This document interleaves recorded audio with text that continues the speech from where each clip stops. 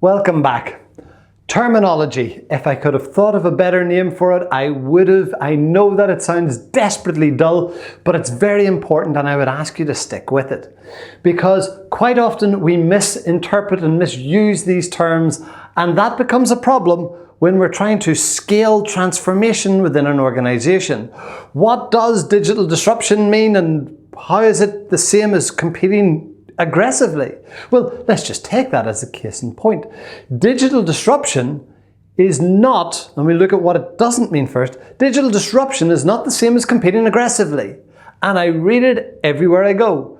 We're going to disrupt the industry. Actually, we're going to simply beat competitors. So it's not the same as besting a competitor, and it's not offering a new service. Disruption has a theoretical, well-documented process and meaning. And it comes from the Harvard lecturer, Professor Clay Christensen. Now, I could try to explain it to you, but this next video does a much better job than I do.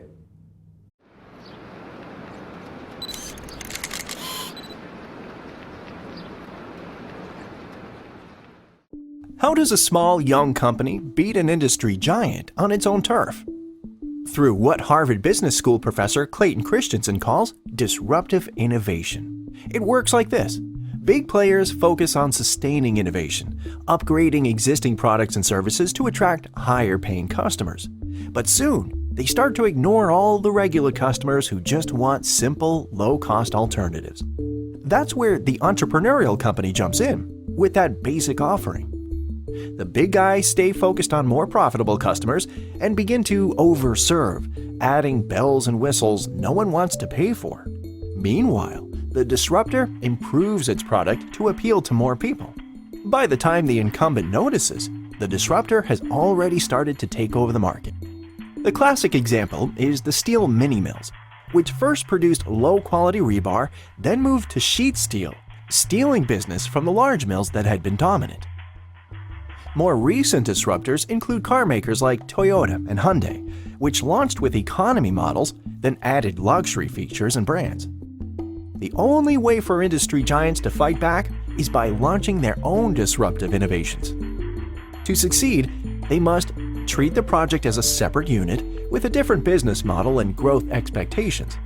Ask, what job do customers need to get done? Segment customers by job, not by product, market size, or demographics. And develop basic, low-cost ways to get the job done.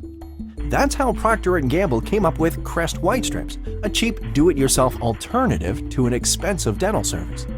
Disruptive innovation creates new markets and reshapes existing ones. To achieve growth in a fast-changing world, you want to be a disruptor.